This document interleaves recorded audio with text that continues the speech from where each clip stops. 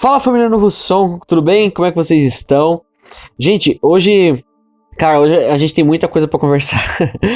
Acho que já foram algumas das pregações, tanto antes como depois da pandemia, que eu falei sobre a cruz de Cristo, sobre a justificação, o sacrifício, a graça, enfim. Já falei disso algumas vezes. E os pastores aqui também já falaram disso algumas vezes. Mas uma coisa que Lucas, nunca conversei com vocês de forma direta é sobre a ceia. De forma direta, cara, assim, eu nunca falei. Talvez a vez que eu cheguei mais perto foi ali perto no ano passado, no dia do batismo. Foi a vez que eu cheguei assim um pouco mais próximo disso, mas mesmo assim não foi de forma totalmente direta. Hoje eu quero falar diretamente, objetivamente sobre ceia. Meu tema aqui é apenas ceia. Talvez algum dia na sua vida você tomou ceia se sentindo um pouco culpado. Talvez você tenha passado por isso. Ou então talvez você nem sequer tomou ceia porque você achava que era indigno para aquilo. Você já era batizado, mas você não tomou porque você achava que não era para você. Ou pior, você viu aquele irmão lá tomando e você ficou julgando o Filho de Deus. Porque achava você humano, pecador miserável como eu, você achava que o outro não era digno. Ou talvez até mesmo você foi impedido de tomar ceia. Porque falaram para você que você não era digno, que você não podia tomar ceia. Gente, tem muita coisa, muita esquisitice, cara, na nossa cabeça, que é apenas religião. Não é cristianismo, não é Jesus, não é Deus, é pura e nua religião. Nua e crua, na verdade, né? É nua e crua religião. Hoje, quando acabar esse podcast, de duas uma, ou você vai estar muito ofendido, ou você vai se sentir mais livre do que nunca. Mas a minha intenção de coração é que termine esse podcast e você se sinta mais livre do que nunca. Mas se não for isso acontecer, se acontecer de você ficar ofendido, eu quero te convidar a pensar no Jesus da Bíblia e pensar se o Jesus da Bíblia ficaria ofendido com o que você ficou ofendido. Então hoje eu vou tomar o máximo cuidado possível para tentar ser o mais assertivo que eu conseguir em relação ao conceito bíblico sobre a ceia, sobre o que Jesus quis dizer com a ceia no Evangelho, que o Evangelho fala sobre a ceia. É impossível a gente entrar numa nova série, onde o meu objetivo é aguçar você a viver além do que você pode ver. Um novo período onde lá no Connect, eu estou aguçando a galera que está indo a trabalhar a importância de uma vida devocional. Mas isso tudo é impossível se a gente não conseguir entender uma coisa simples como a ceia, por causa de conceitos religiosos na nossa cabeça. Então eu quero começar com você hoje lendo ali João 6, que eu acho um capítulo muito interessante. Quero ler com vocês aqui a partir do versículo 28. A gente vai discorrer bastante em João 6. Então se você quiser abrir a sua Bíblia até para fazer anotações, eu te convido. Como eu disse, a gente vai ficar um tempinho aqui nesse texto. Hoje eu não vou trabalhar com pontos, eu quero fazer um negócio bem linear, mesmo porque eu quero discorrer melhor textos. Então te convido a pegar um bloquinho de nota, um lugar para você anotar, pegar a sua Bíblia, porque hoje a gente tem coisa para conversar, tá bom? Abre em João 6, versículo 28. Diz o seguinte. Jesus ele tinha feito a multiplicação, só para criar aqui o contexto para vocês. Ele tinha feito a multiplicação, tal, ele saiu de onde ele estava e a galera ficou procurando Jesus. E aí eles acharam Jesus. E aí quando eles acharam Jesus, eles perguntaram: Jesus, a gente queria estar com você e tal. Enfim, e aí chegou nesse ponto aqui, que é o ponto que a gente vai ler, tá bom? Versículo 28. O que é que Deus quer que a gente faça? Em algumas versões tá: quais são as obras que devemos fazer por Deus? O povo perguntou para Jesus. E aí Jesus responde: Ele quer que vocês creiam naquele que Ele enviou. Em outras versões Jesus está falando: a obra. A galera pergunta: as obras? E Jesus responde: a obra, a única obra que Deus quer é que vocês creiam naquele que Ele enviou. Feche seus olhos, vamos orar. Pai, nós acreditamos na sua palavra, nós acreditamos em Jesus, que Ele é o nosso único e suficiente Salvador, que Ele é tudo que nós precisamos, nós acreditamos no Senhor. Pai, que o Senhor venha nos dar espírito de sabedoria e de revelação para que a gente possa entender o que a sua palavra está querendo dizer.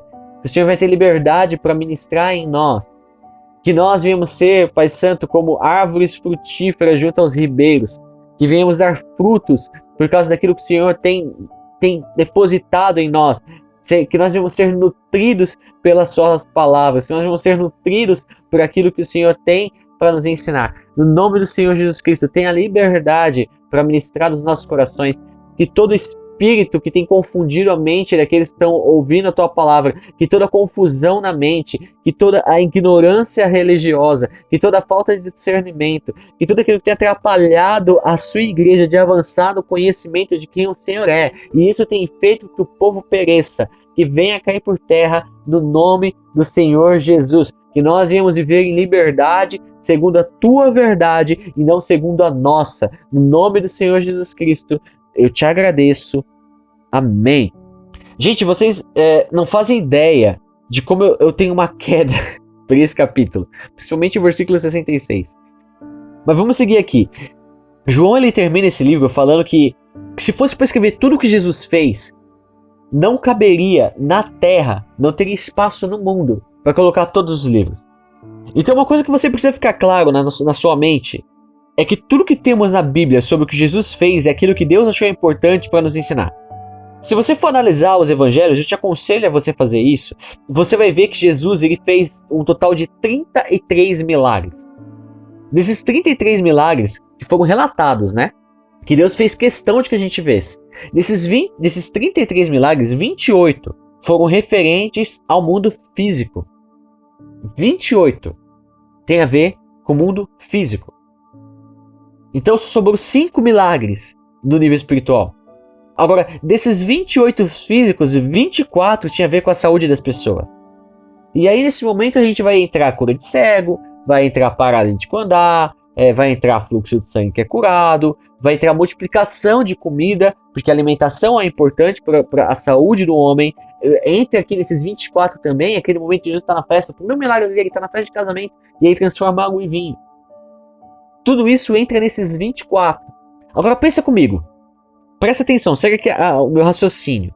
Se 33 milagres ficaram relatados para a gente ver, dos 33, 24 tem a ver com a saúde de forma completa, cura física, cura na alma, provisão, enfim, provisão de necessidades a curto, médio e longo prazo.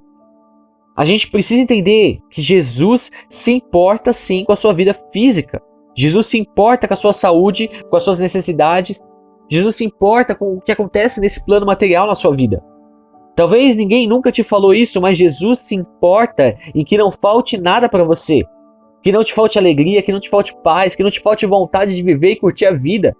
Que o seu corpo funcione da forma que ele foi projetado para funcionar. Jesus se importa com isso.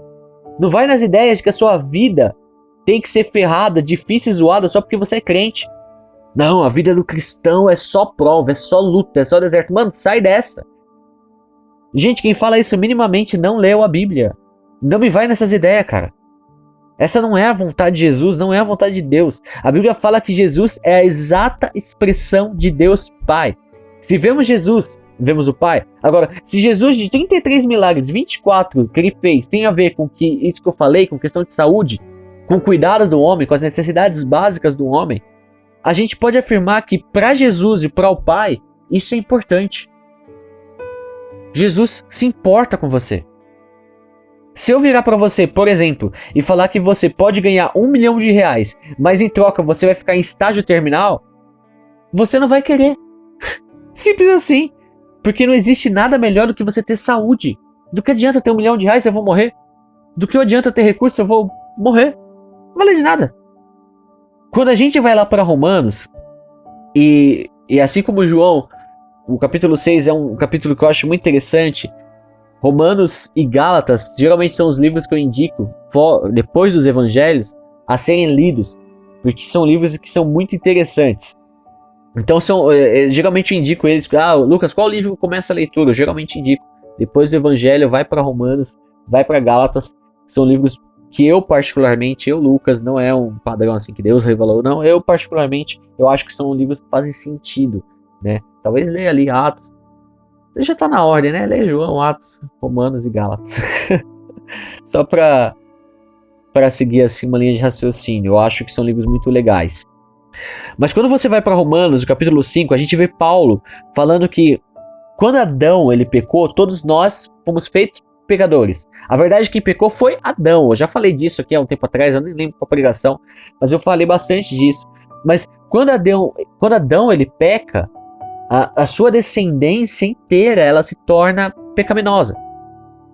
E nós, como descendentes de Adão, nós nascemos em pecado por sermos filhos de alguém que pecou. Essa é a situação do homem, é assim que a gente começa a nossa vida. Agora presta atenção, não perde aqui o raciocínio.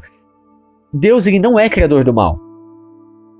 Isso precisa ser óbvio, assim, na nossa mente, nítido, claro, óbvio. Deus não tem nada a ver com o mal. Para com esse pensamento de que aconteceu uma desgraça na sua vida ou no mundo tem a ver com Deus. Não tem a ver com Deus. Coisa ruim não é com Deus. Isso não tem a ver com Deus. Toda maldade e desgraça é resultado da maldade do homem. E impulsionado também pelo diabo. Não vou tirar esse trabalho dele. O diabo é responsável sim por impulsionamentos em coisas ruins. Mas Jesus ele fala que a maldade vem do interior do homem. Jesus ele disse, e quando o jovem rico lá, quando o líder judeu ele pergunta para ele, quando ele vem chamando ele de bom, Jesus ele fala que só existe uma pessoa que é boa. E esse alguém é Deus. Se só existe um que é bom e esse bom é Deus, quem é bom? Quem é bom mesmo? Bom, o cara é bom. Quem é bom? Faz algo mal? Não. Não existe nada de ruim em Deus. Qualquer coisa de ruim que acontecer na sua vida ou no mundo não tem a ver com Deus. A Bíblia fala que quando Jesus ele tá lá fazendo a criação, criando todas as coisas, tudo que ele fazia, ele parava e olhava e falava, não, uau, isso é bom, isso é muito bom. Tudo que Jesus fazia, ele via que era bom. Tudo que Jesus faz é bom. Em Deus não tem miséria, cara, não tem doença, não tem fome, não tem morte, eu sei lá o que. Isso não existe em Deus, ele não faz isso. Deus é criador da vida, de tudo que é bom. Tudo que Deus faz é bom. Quando ele cria a terra e o homem, ele dá a ordem para o homem para dominar a terra. Ele dá o controle da terra para o homem. Mas quando o homem peca, esse direito dele é roubado pelo diabo. Quando Jesus ele fala lá em Lucas 10 o que ele veio fazer, ele fala que ele veio trazer vida e uma vida abundante. Uma vida onde não se tem falta de nada. Uma vida onde se tem tudo que é bom. E lembra o que eu acabei de falar? Jesus ele é a expressão exata de Deus. Então quando Jesus ele fala que o ladrão rouba, mata e destrói, mas ele, Jesus, tem como objetivo trazer vida onde não se falta nada de bom, então ele está dizendo, nada que tenha a ver com roubo, morte e destruição tem a ver com o Pai. Porque eu sou a perfeita expressão do Pai. Se não tem a ver comigo, não tem a ver com o Pai. Então aí a gente tem que perguntar, então, o que vem de Deus? E a resposta que você vai encontrar bíblica é que tudo que é bom, tudo que é agradável, tudo que é perfeito, tudo que traz vida e uma vida onde não se falta nada de bom, isso vem de Deus. É isso que vem de Deus. Esses dias eu estava pensando e talvez, Jesus não seja suficiente. Talvez Jesus não seja suficiente. Mas eu vou explicar para ninguém ficar me chamando de herege, ninguém ficar bravo, aí já sair desligando o vídeo. Calma. A Bíblia fala, em algumas versões, sobre vida abundante. Eu vim para que tenham vida e vida em abundância. Abundante é ter mais do que o suficiente. Suficiente é como se você fosse encher uma garrafa e aí você encheu até a boca. Você encheu o suficiente. Só que tipo assim, encheu até a boca, acabou. Abundante é encher a garrafa continuamente. Você encheu a garrafa, já foi até a boca, mas a água continua caindo e não para de cair porque a água é abundante. Quando Jesus está falando que ele quer te dar uma vida abundante, ele está falando que ele quer te dar uma vida que você tem mais do que o suficiente. Ele quer te dar uma vida onde você tenha mais do que o suficiente. Ele quer te dar uma vida abundante. Lucas, isso não me convenceu. Beleza, vou te explicar melhor. Presta atenção. Observe os milagres de Jesus. Todos os milagres que Jesus fez que envolvia a comida, o que acontecia? Tem um padrão. Todos os milagres que Jesus fez que envolvia a comida era mais do que o necessário. Toda vez Jesus faz mais do que o necessário. Foi assim na pesca, os caras pescaram tanto que quase os barcos afundaram. Foi assim na multiplicação, o cara tinha uns peixinhos, tinha 5 pães e 2 peixes. Ele alimentou mais de 5.000 homens, sem contar as mulheres e as crianças, e sobraram 12 cestos cheios. Quando Jesus está lá no casamento, ele faz um milagre, ele transforma água em vinho, o vinho dele é o melhor. E ele não faz um pouquinho de vinho, só um copinho para cada um. Jesus, quando ele faz os milagres abundante, de forma abundante. Essa é a forma de Jesus agir. Jesus ele quer te dar uma vida onde você tenha mais do que o suficiente. presta atenção, não existiu um homem, não existiu um único homem na face da terra, por mais íntimo que foi de Deus, que conseguiu pegar tudo que Deus tinha para dar.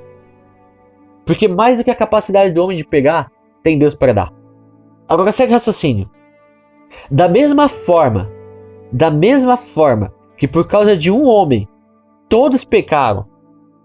A Bíblia fala que por causa de um único homem que obedeceu, um único homem, só um, não foi um grupo, não foram alguns, não é aqueles que obedeceram, é um único homem. Por causa de um único homem. E você precisa ter isso na sua consciência. Se você precisa ter isso gravado no seu coração. Você precisa viver isso. Por causa de um único homem. Você pode acordar pela manhã consciente de que você tem o mesmo direito desse único homem. Você tem o direito de viver a vida que ele pode viver. Essa é a justiça de Deus. Por causa de um único homem que pecou, Adão, todos pecaram. Mas quando um obedece, Jesus, ele nos justifica. Cara, da mesma forma que quando Adão peca, ele coloca toda a humanidade debaixo da condenação. Mas da mesma forma de que por Adão passamos a viver debaixo de maldição, da mesmíssima forma, quando vem Cristo e ele obedece e cumpre toda a lei, da mesma forma nós somos reposicionados.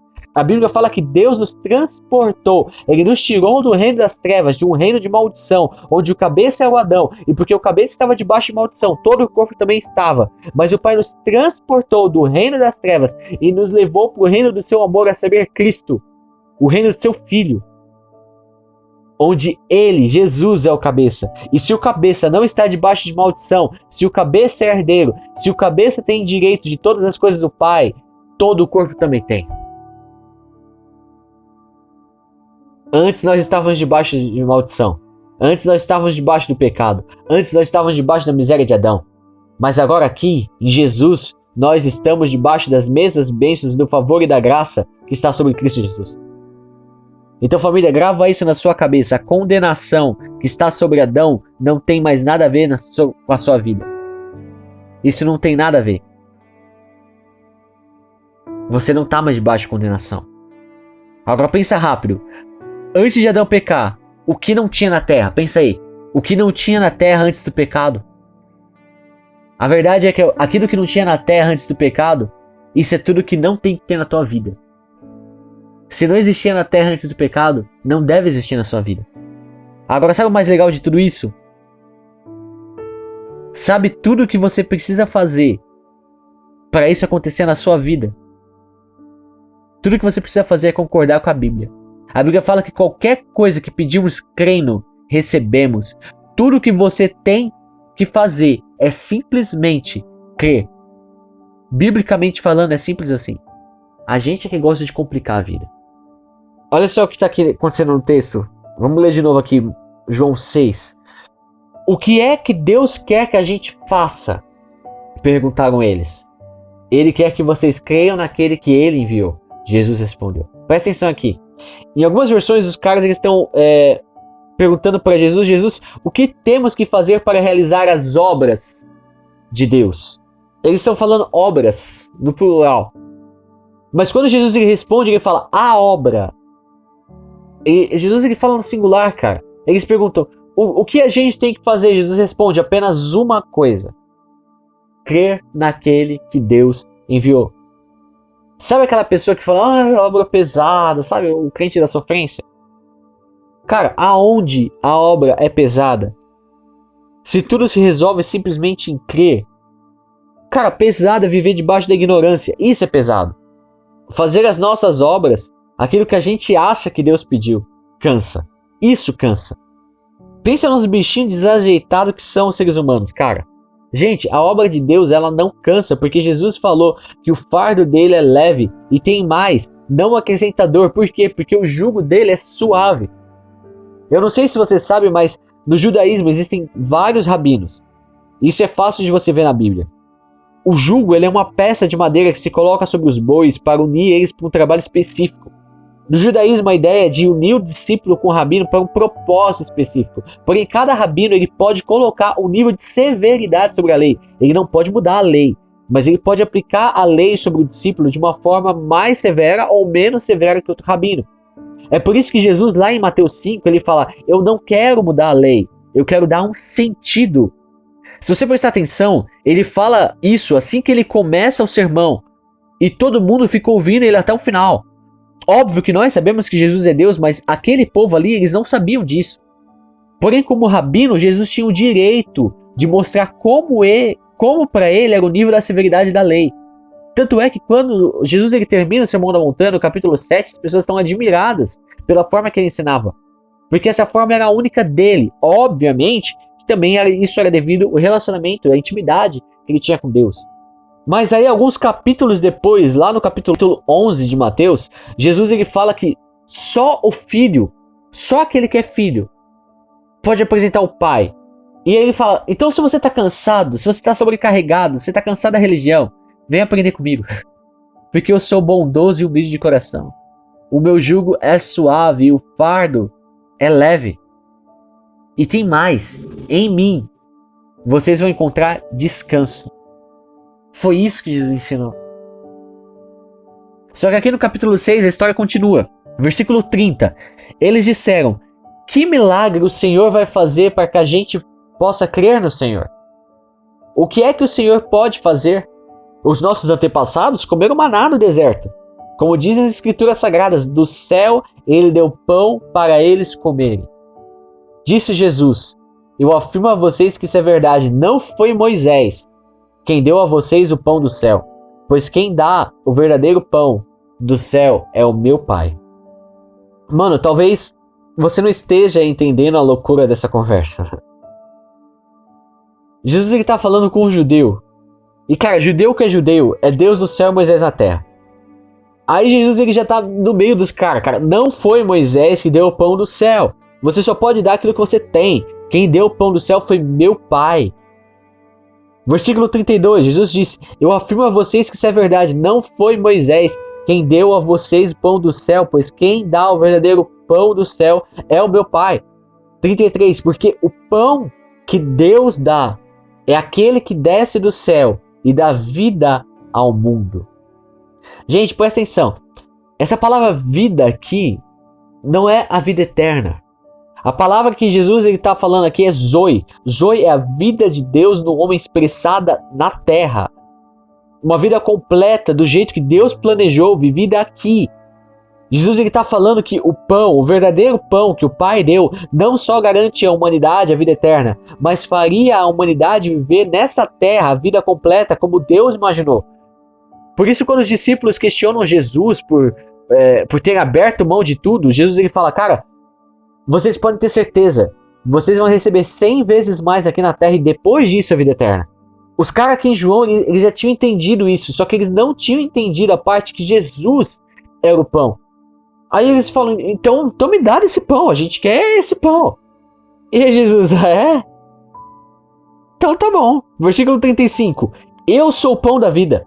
Quem vem a mim nunca mais terá fome. Quem crê em mim nunca mais terá sede. Mas eu já disse isso para vocês e vocês não creram em mim, embora estejam me vendo. Versículo 41. Eles começaram a criticar Jesus, porque ele tinha dito: eu sou o pão que desceu do céu. E diziam: esse não é Jesus? O filho do Zé? Por acaso nós não conhecemos o pai e a mãe dele? Como é que agora ele diz que desceu do céu? E aí Jesus responde: parem de resmungar. Só poderão ouvir a mim aqueles que forem trazidos pelo Pai que me enviou. E eu os ressuscitarei no último dia. Dos profetas está escrito: todos serão ensinados por Deus. E todos os que ouvem o Pai e aprendem com ele vêm a mim. Isso não quer dizer que alguém já tenha visto o Pai, a não ser aquele que vem de Deus. Ele já viu o Pai. Eu afirmo a vocês que isso é verdade. Quem crer tem a vida eterna. Eu sou o pão da vida. Os antepassados de vocês comeram do maná no deserto, mas morreram. Aqui está o pão que desce do céu, e quem comer desse pão nunca morrerá. Eu sou o pão vivo que desceu do céu. Se alguém comer desse pão, viverá para sempre. E o pão que eu darei para que o mundo tenha vida é a minha carne. Mano, olha a loucura. Jesus está falando, cara, tem o pão, tem o pão, tem o pão, tem o pão da vida, tem o pão da vida, tem a pão da vida. Aí daqui a pouco ele tá falando, pão sou eu sou o pão, eu sou o pão. E aí do nada ele fala, o pão é a minha carne. O pão é a minha própria carne, mano. Mano, imagina que alguém vai virar pra você e fala que o pão de Deus, pra você viver de forma completa, pra você comer esse pão, você precisa comer a carne dele. Mano, cara, isso não faz o menor sentido. E qual o resultado disso? Treta. Mas Jesus, nesse dia, mano, meio que ele acordou, tipo, full pistola, decidido a chutar o pau da barraca e a fazer o circo pegar fogo. E aí você vai pro versículo 52, os caras, eles estão doidos. Eles começam a discutir, a palavra aqui no versículo 52, a discussão deles é orige, que significa ficar furioso, ficar bravo, gritar com raiva. Os caras viraram hate, os caras estão muito pistola. É algo tipo, mano, esse cara tá maluco. Ele tá achando que a gente é o quê? Quem vai comer a carne desse doido? Isso aí não faz o menor sentido. Como? Por quê? Ah! Cara, os caras ficam furiosos. Os caras não tem lógica o que Jesus tá falando. Aí eu imagino que Jesus deu aquela risadinha. Aquela risadinha de quem já chutou o pau da barraca. Já encharcou de combustível o circo. E tá segurando o fósforo. Sabe aquela risadinha? Só que tem mais. Jesus vai lá e acende o fósforo. Psst. João 6,53. Então Jesus disse: eu afirmo a vocês que isso é verdade. Se vocês não comerem a carne do Filho do Homem e não beberem o sangue, vocês não vão ter a vida. Mano, você tá entendendo o nível da insanidade dessa conversa? Mas não pensa com a tua mente de crente jurássico, não. Imagina que eu viro pra você e eu falo isso daqui. Ninguém sabia que Jesus era Deus aqui. Pra ele, Jesus era um líder judeu que tava ficando muito doido dessa ideia. E agora ele tá falando que tem que comer a carne dele e beber o sangue dele. E mais, se você não fizer isso, você nunca vai ter a vida de Deus. Mano, olha isso. Os caras que foram atrás de Jesus, eles já estão furiosos. Cara, não tinha uma explicação lógica pra isso. Ninguém sabia que Jesus era Deus. Jesus não tinha morrido, ele não tinha ressuscitado. Tava todo mundo muito confuso. Se eu virar pra você e falar, não, pra você ter a vida de Deus, você vai ter que comer minha carne e beber meu sangue. Você é louco, Lucas. É isso que tá acontecendo aqui. Versículo 54. Quem come da minha carne e bebe do meu sangue tem a vida eterna, e eu ressuscitarei no último dia, pois a minha carne é comida de verdade, e o meu sangue que é bebida de verdade. Quem come da minha carne e bebe do meu sangue vive em mim e eu vivo nele. Mano, para. Tem que comer a carne do maluco, tem que beber o sangue do maluco, e agora eu vou viver dentro da pessoa, a pessoa vai viver dentro de mim. Isso é doido. O Pai, que tem a vida, foi quem me enviou. E por causa dele, eu tenho a vida. Assim, também quem se alimenta de mim terá a vida por minha causa. Esse é o pão que desceu do céu. Não é como o pão que os antepassados de vocês comeram, e mesmo assim morreram. Quem come desse pão vai viver para sempre. Mano, olha isso. Jesus, ele tá lá cercado de seguidor de Moisés, mano. Esses caras não eram servos de Deus, na verdade. Eles haviam perdido o foco fazia muitos anos, com muito crente por aí. Eles tinham criado um ídolo e dado a ele o nome de Moisés. Tanto é que nos evangelhos, várias vezes, vemos o nome de Moisés sendo citado como base da certeza da fé que esses caras tinham. Óbvio que existiam alguns que eram sinceros, mas a grande massa não. E qualquer coincidência é mera semelhança. Jesus, ele tá cercado por esses caras e ele piora a situação. Ele fala, se você não comer da minha carne, se você não beber do meu sangue, você nunca vai ter a vida completa do jeito que ela tem que ser. Mas se você comer da minha carne e beber do meu sangue, você vai viver em mim e eu vou viver em você. Se não fizer assim, você nunca vai viver. Se não for assim, você nunca vai ter a vida Zoe. Cara, durante todo o evangelho, você não vê Jesus uma única vez pegando o pecador, jogando na parede, questionando ele por causa da vida de pecado. Mas isso é o que os crentes mais gostam de fazer, né? Jesus, que era perfeito, mano, ele não fazia isso. Agora, sabe o que quem Jesus ele sempre jogava na parede? Jesus sempre jogava negro na parede e questionava o nível de fé. Durante todo o evangelho, Jesus está sempre interessado em ver o nível de fé, porque a fé move, a falta de fé estagna. E sabe por que Jesus não perde tempo falando de pecado, questionando pecado? Porque pecado nada mais é do que falta de fé. Porque se você tivesse fé de verdade, você saberia que onde você está, Deus está. E consciente da presença de Deus, você não teria coragem para pecar. Então várias vezes a gente vê Jesus falando: até quando? Até quando eu vou ter que aturar a falta de fé de vocês? É como se ele estivesse falando: até quando vocês vão ficar sem entender que tudo que vocês precisam, vocês já têm em mim? Até quando você vai ficar sem entender quem eu realmente sou? Até quando? Gente, em mim vocês podem pegar tudo que vocês precisam e vai sobejar. É só pegar. Até quando eu vou ter que ficar explicando isso? Em mim tem infinitamente mais do que tudo que você pode pedir ou pensar. É só pegar. Ei, acorda para a vida. Enquanto vocês continuarem assim, vocês vão perecer. Porque não me conhecem. Presta atenção. O povo não perece por causa de pecado. Pecado é resultado de já estar perecendo. O povo perece por falta de conhecimento de quem Jesus é. É falta de fé. Jesus sempre questionou a falta de fé.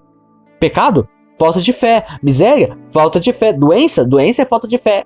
Angústia? Angústia é falta de fé. Religiosidade? Falta de fé. Jesus sempre questiona a falta de fé. Mas se vocês comerem de mim e beberem de mim, de dentro de vocês vai sair vida. Porque você vai viver através de mim. E eu vou viver através de você. É isso que Jesus está falando. Agora, fica com isso em mente. Mantenha isso na sua cabeça. Vamos lá para 1 Coríntios capítulo 11. 1 Coríntios 11, versículo 23. Porque eu recebi do Senhor esse ensinamento que passei a vocês, que o Senhor Jesus, na noite que foi traído, pegou o pão e deu graças a Deus. Depois partiu o pão e disse: isso é o meu corpo que é entregue em favor de vocês. Façam isso em memória de mim. Assim também, depois de jantar, ele pegou o cálice e disse: esse é o cálice da nova aliança feita por Deus com o seu povo. A aliança que é garantida pelo meu sangue. Cada vez que vocês beberem desse cálice, façam isso em memória de mim. De maneira que cada vez que vocês comem desse pão e bebem desse cálice, estão anunciando a morte do Senhor até que ele venha.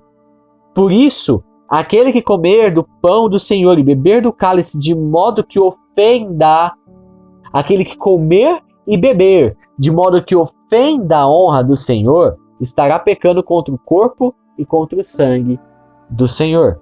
Gente, presta atenção nisso. Pelo amor de Deus, presta bastante atenção. Um pouquinho só, um tiquinho de nada, nem precisa de muito, só um pouquinho de interpretação de texto. E texto no contexto, a gente destrói todo pretexto. E cara, destruir pretexto é a coisa que eu mais gosto de fazer. Então vamos lá. Vamos ler de novo aqui o versículo 27. Por isso aquele que comer e beber, ok?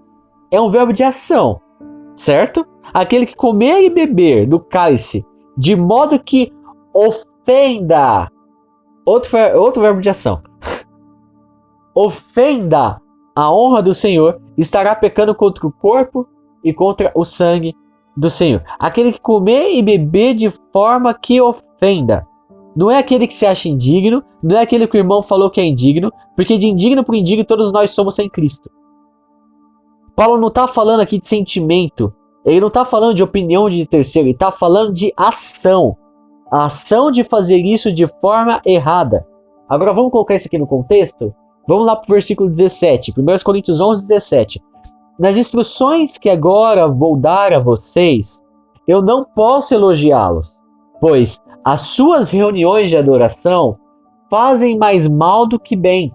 E eu vou montar um dia uma pregação falando disso. As suas reuniões de adoração fazem mais mal do que bem. Para começar, me contaram que nessas reuniões há grupos de pessoas que estão brigando. E eu creio que em partes isso é verdade. Não há dúvidas de que é preciso haver divisões entre vocês para que fique claro quem são os que estão certos. Os caras tretavam até as últimas consequências só por causa que um queria estar mais certo que o outro. Sabe aquele cara poço de orgulho? Tá errado, não assume o erro? Os caras tretavam, mano. Quando vocês se reúnem, versículo 20, quando vocês se reúnem, não é a ceia do Senhor que vocês comem. Mas eles se reúnem para fazer a ceia. Mas não é a ceia do Senhor que eles estão comendo. Por quê? Porque na hora de comer, cada um trata de tomar a sua própria refeição e assim, enquanto uns ficam com fome, outros ficam até bêbados. Os caras comem tanto, bebem tanto que fica bêbado. Por acaso vocês não têm em suas próprias casas onde podem comer ou beber? Ou será que preferem desprezar a igreja de Deus, envergonhar os que são pobres? O que é que vocês esperam que eu lhes diga? Querem que eu elogie vocês? É claro que eu não vou fazer isso. Cara, olha a situação. A ceia, que era para ser em memória de Jesus, que esses caras faziam, era a maior zona. Era briga, era discussão inútil, eles eram egoístas, enquanto aqueles que tinham recursos comiam mais do que o suficiente e ficavam até bêbados no processo. Tinha outros que estavam passando fome. Tinha gente que não comia nada. Era um total desrespeito à igreja como instituição, à igreja como pessoa, à igreja como noiva de Cristo. Era uma total desonra. Por isso que no versículo 27, ele fala: aquele que comer e beber de forma que ofenda a honra do Senhor. Cara, não tem a ver com sentimento, não tem a ver com julgamento de terceiro. Porque se for para julgar, todo mundo é pecador. E para Deus não tem diferença de adúltero para mentiroso. Não tem diferença para Deus do cara que fala palavrão e do cara que fica brigando com a esposa. E assim sucessivamente.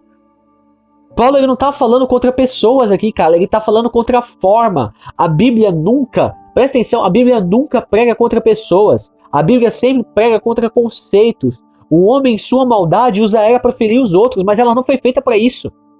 E quem faz isso vai ter sua recompensa. A própria Bíblia fala que a nossa luta não é contra a carne nem contra a sangue. Não é contra quem, é contra como. Presta atenção, a ceia celebra a obra da cruz. A cruz não é para dignos, cara, mas para os indignos, como eu e como você, que foram alcançados pelo amor e pela graça de Deus. Agora, se a cruz é para quem é indigno, e a ceia celebra a obra da cruz, não faz o menor sentido a ceia ser só para quem é digno, e a cruz é para quem é indigno. Mesmo porque se fosse só para quem é digno, só Jesus ia ficar tomando ceia pro resto da vida, sozinho. Meu, você quer a verdade? A verdade é a seguinte: se tem alguém que não deveria poder tomar ceia, é quem se examina e acha que por si só, pela força do próprio braço, é digno de fazer aquilo. Sabe qual é o problema de muitas das denominações? Tem muita coisa sendo falada e pouco cristianismo sendo pregado. É muito eu acho, é muito eu acho, é muito eu acho, é muita coisa fantasiada. É muita coisa que os caras afirmam ser certo. E não é, mano. E a prova disso é que não tem transformação. Qualquer lugar que passe um único ano, e não tenha nenhuma mudança, ali eles não vivem o evangelho. Porque a Bíblia fala que nós somos transformados dia após dia. Não é nem ano após ano, é dia após dia. Então, onde Jesus entra, pessoas mudam, vidas mudam, estrutura muda, o bairro muda. Por onde Jesus passou, tudo mudou. Isso foi ontem, isso é hoje, isso vai ser para sempre. Quer saber? Jesus está lá, as coisas precisam mudar. Onde Jesus está, existe constante mudança. Versículo 28, 1 Coríntios 11, versículo 28. Portanto, que cada um examine a sua consciência e então coma o pão e beba o cálice. Então coma e beba. Em nenhum lugar está falando para você não comer. Não tem isso escrito, filho de Deus. Não, examine o homem a si mesmo e se for digno, coma. Cara, onde está escrito isso? Versículo 29. Pois a pessoa que comer o pão ou beber do cálice sem reconhecer que se trata do corpo do Senhor, estará sendo julgada ao comer e beber para o seu próprio castigo. E eu já expliquei aqui o que é essa questão de reconhecer o tratar do corpo. Os caras não estavam nem aí. Não tinha nada de memória de Jesus. Gente, presta atenção nisso. Hoje, assim, eu quero acabar com pretexto, velho. Lembra que eu falei de Adão? E o preço de estar debaixo de Adão como cabeça? Esse texto aqui, esse castigo que Paulo está falando, não tem nada a ver com o inferno. Paulo está falando exatamente do castigo de Adão. Lucas, como é que você sabe disso? Simplesmente texto no contexto. Versículo 30. É por isso que muitos de vocês estão doentes, fracos e alguns já morreram. Família, qual o castigo que caiu sobre Adão? Fraqueza, dor e morte. Certo? Porque se você não tem clareza do corpo e do sangue de Jesus, você não está em Cristo. Se você não está em Cristo, então você está debaixo do castigo de Adão. Mas você lembra como era a ceia que a gente acabou de ler? Cara, era totalmente diferente da ceia que nós temos hoje. Era algo totalmente diferente, era como se fosse um juntamento de panela. Só que quem trazia não queria dividir com quem não tinha. Era briga, discussão maior que discussão, cara, uma maior bagunça. Um querendo ser melhor que o outro. Em nenhum momento eles sequer lembravam da obra da cruz. Por isso Paulo fala que Jesus disse para fazerem isso em memória dele. Porque em nenhum momento eles faziam isso por Jesus. Eles já chegavam na gula, comendo e estavam mais nem aí para ninguém, cara. Por isso Paulo ele fala um pouquinho mais pra frente, mano, tá com fome, come em casa. Na igreja não funciona assim. Igreja é um por todos e todos por todos. Quando ceiamos é para lembrar de Jesus, do que ele fez, do que ele ensinou, do corpo dele, do sangue dele. Vocês estão agindo como as pessoas lá de fora. E por agirem como as pessoas que estão lá fora, cairá sobre vocês o castigo que cai sobre elas. Gente, é só você ler 1 Coríntios capítulo 11, 17 a 34.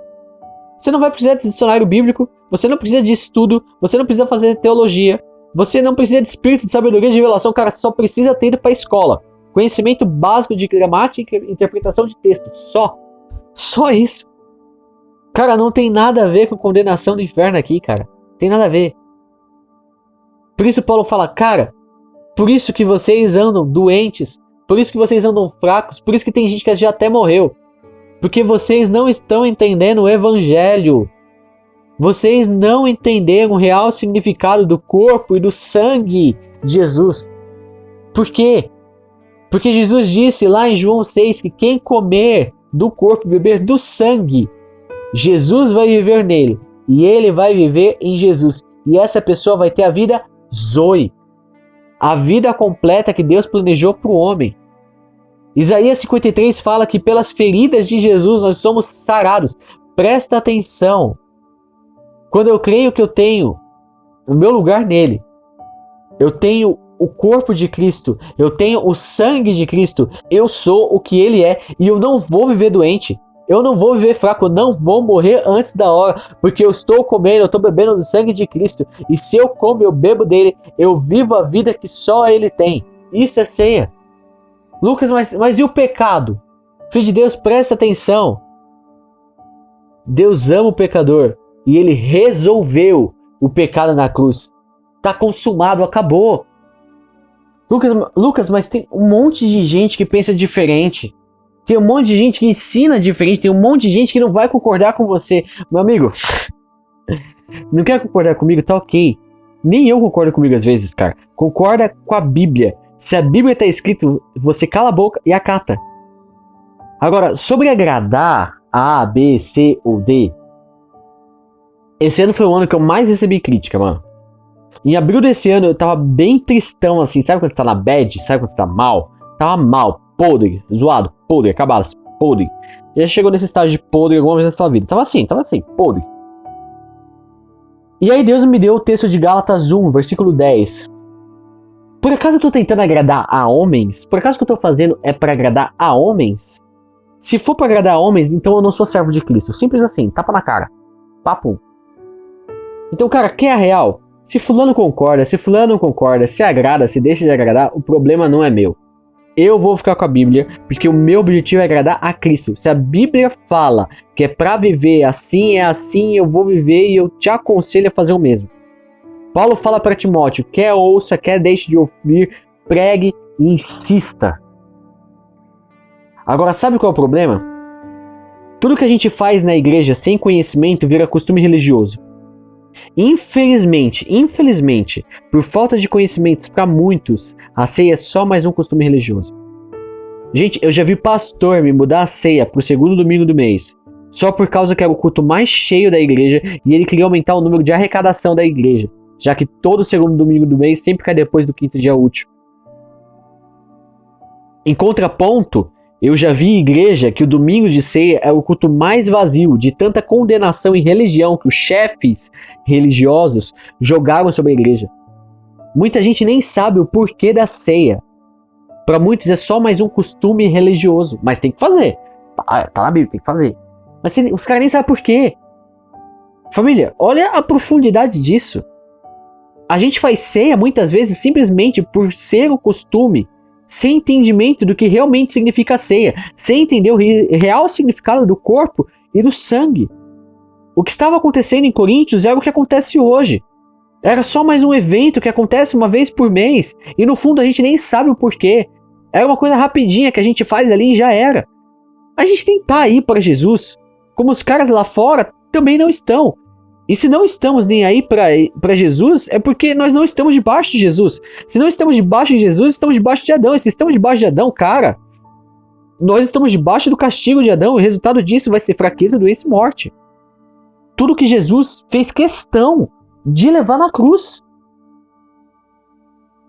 Quando Paulo fala da importância de você reconhecer, ele está falando, entenda o porquê do corpo. O que significa o corpo? O que significa o sangue? Então vamos lá, já para a gente ir para o final aqui. Isaías 53, o versículo 5, fala que o castigo que nos traz a paz, o castigo que nos traz a paz, estava sobre o corpo de Jesus. Então, no corpo de Jesus, nós temos paz. Ele também fala que sobre as feridas que estavam nesse corpo, nós somos sarados. Então, no corpo, temos paz e também temos cura. Em Hebreus 10, fala que por causa da morte na cruz, temos acesso ao lugar santíssimo por meio do véu que se rasgou. Isso é, seu próprio corpo, pelo qual ele fez um novo e vivo caminho. Então, através do corpo, eu tenho paz, eu tenho saúde e eu tenho acesso ao Santíssimo Lugar. Eu tenho acesso ao Pai. E é aí que eu tenho a vida Zoe. A vida de Deus, a vida do jeito que Deus sempre sonhou para o homem. O corpo me dá acesso à vida Zoe. Agora, e o sangue? O sangue é o sangue da nova aliança. Quando você vai lá para Hebreus 8, você vê que a nova aliança tem 3 fundamentos. E eu te aconselho a ler Hebreus 8. Na verdade, eu te aconselho a ler a Bíblia inteira, né? Mas tenta ler Hebreus 8 hoje. A nova aliança ela tem 3 fundamentos. O primeiro dos fundamentos é a lei no coração. Na nova aliança, a lei ela não estaria mais numa pedra, não estaria mais em um livro, mas ela estaria dentro do coração. Então, quando eu tenho ciência do sangue, eu sei que não preciso procurar algo externo para aprender sobre a vontade de Deus, para aprender sobre quem Deus é, para aprender sobre Jesus. Deus escreveu isso dentro de cada um de nós, dentro do nosso coração, através do Espírito, que está dentro de você. O segundo fundamento da nova aliança é todos me conhecerão. Família, talvez você não saiba, mas na velha aliança, se você quisesse chegar em Deus, se você precisava ir até a tribo de Levi, eles eram os representantes de Deus, eles tinham como responsabilidade apresentar Deus ao povo. Ninguém poderia chegar a Deus por si. Mas na nova aliança não existe mais esse fundamento, cara. Você não precisa ir até alguém para conhecer Deus. Todos me conhecerão. O segundo fundamento da nova aliança é esse. Agora, o mais doido é que mais do que você querer conhecer Deus, Deus quer ser conhecido por você. Você consegue imaginar a alegria de Deus em se relacionar com o homem? O homem que ele criou, cara. Como um pai que quer brincar com o filho. Não depende mais de poucos, cara. Não tem mais uma ponte. Eu não tenho mais vantagens com Deus do que você. Você tem total acesso a Deus. Você é filho. Ninguém precisa orar por você não, mano.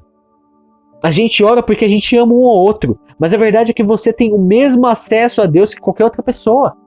E o terceiro fundamento da nova aliança é que Deus não se lembra mais dos seus pecados. E esse aqui eu quero ler com vocês. Hebreus 8, versículo 12 diz: pois eu perdoarei os seus pecados e nunca mais, nunca mais, nunca mais me lembrarei das suas maldades. E quando Deus fala da nova aliança, é porque ele já tornou velha a primeira. E o que está ficando velho e gasto vai desaparecer logo. Cara, depois lê esse capítulo, cara. Lê esse capítulo. Família, você não está perdoado. Você é perdoado. E a diferença entre estar e ser é que aquilo que você está hoje, você pode não estar mais amanhã. Mas aquilo que você é e pronto, acabou. Você é perdoado e isso é para sempre. Deus não vai falar que te perdoa hoje e amanhã ele vai dar piti, cara. Você pode ser assim. Você pode ser inconstante dessa forma. Deus não é. Ele tem um compromisso com você. Se ele falou que você é e pronto, acabou. Quando Deus fala que te ama, ele não é fiel ao amor que diz ter por você, por causa de você. Porque eu e você somos falhos demais para ele sustentar as suas palavras em nós. Quando Deus fala que nos ama, ele é fiel por causa da sua própria palavra. A Bíblia fala que ele não é homem para que minta, nem sequer filho do homem para se arrepender. Deus não se arrepende, Deus não mente. O que ele falou não muda. Entende isso? Quando a Bíblia fala que você é perdoado, Deus não te perdoou do que você fez. Ele te perdoou do que você fez e do que você ainda vai fazer. Você é perdoado, você é amado e nada muda essa posição, cara. Nada vai mudar isso em você. Cara, sinceramente aqui, abrindo meu coração, eu não consigo entender esses caras que só jogam condenação sobre o povo. Não entendo, mano, qual é a ideia. Cara, não entra na minha cabeça. Quanto mais eu leio a Bíblia, mais inconformado eu fico. É muita hipocrisia. Os caras se posicionam como se eles fossem bons, mas só tem um que é bom e esse é Deus. Os caras se posicionam como se eles nunca pecassem, mas só existe um que nunca pecou e esse é Jesus. A Bíblia fala que quem finge ser uma coisa engana-se a si mesmo. Sabe por que eu falo do amor de Cristo e do perdão e eu vou continuar falando do amor de Cristo e do perdão? Porque eu sou tão dependente desse amor e do perdão quanto qualquer outro que está ouvindo isso daqui. E eu aprendi uma coisa com Jesus e eu carrego isso comigo. Aquele que é muito perdoado, muito ama. E onde antes abundou o pecado, onde abundou o pecado, superabundou a graça de Deus. Lucas, mas se você ficar ensinando isso, o povo vai pecar, meu amigo? Quem quer pecar, vai pecar independente do que se fala. Quem convence o homem é o Espírito, não sou eu. Meu trabalho é ensinar vocês a amarem a Bíblia independente do Espírito. Jesus falou, está na Bíblia, que quem é muito perdoado, muito ama. Se Jesus falou e está na Bíblia, é isso que eu falo. O resto é com o Espírito. Quer um segredo para você amar a Deus? Quer um segredo para você amar cada vez mais a Deus? Reconhece quem você realmente é, cara. Quebra o seu orgulho, joga fora a sua máscara de religioso. Olha para você realmente. Sabe? Tira as máscaras, tira as roupas. Olha para você, para quem você realmente é. Vê se você enxerga em você alguma coisa que faça com que você seja realmente merecedor do perdão de Deus.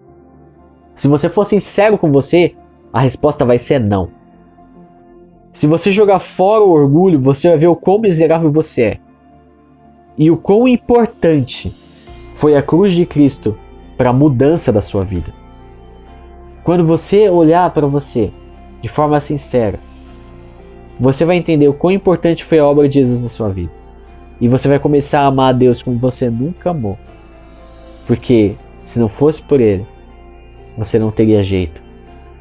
Você vai perceber o tanto que você foi perdoado. E segundo Jesus, quem é muito perdoado, muito ama. Presta atenção. Deus não consegue se lembrar dos seus pecados perdoados, sabe por quê? Porque pecado cometido tem a ver com o suor do homem. Tem a ver com a justiça própria, tem a ver com o esforço do homem.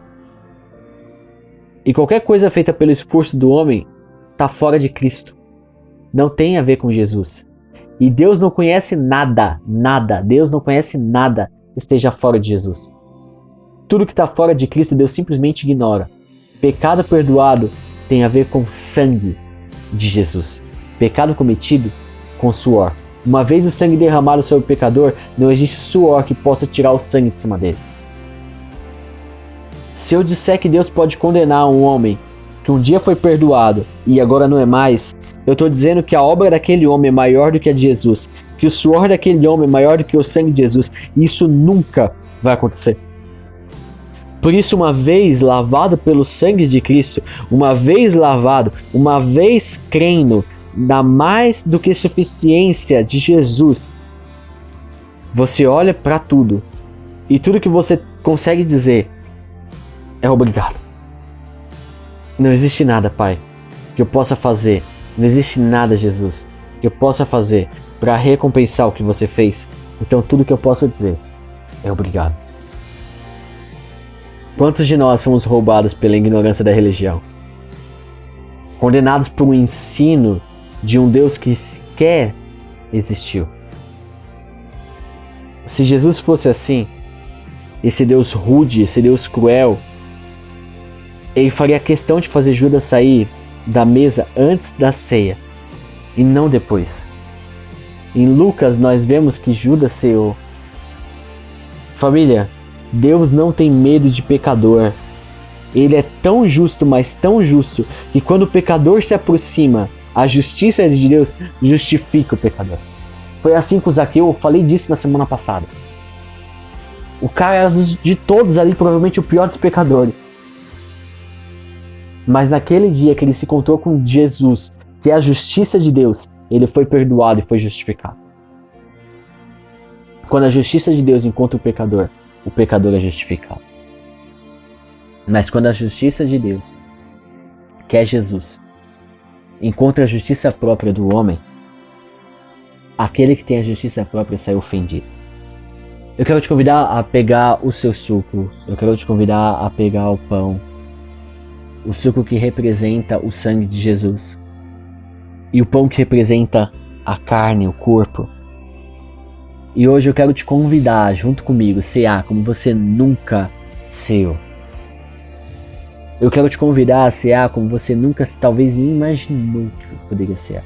Sem condenação, livre de toda acusação, sabendo que você é amado, sabendo que você é justificado, sabendo que você é remido, sabendo que você é filho amado, sabendo que a graça te basta, sabendo que onde abundou o pecado, superabundou a graça, sabendo que por você saber que você foi muito perdoado, você pode amar a Deus a cada dia mais, sabendo que Deus não se lembra dos seus pecados, Ele jogou no mar do esquecimento, Ele decidiu não lembrar, Ele não consegue mais lembrar.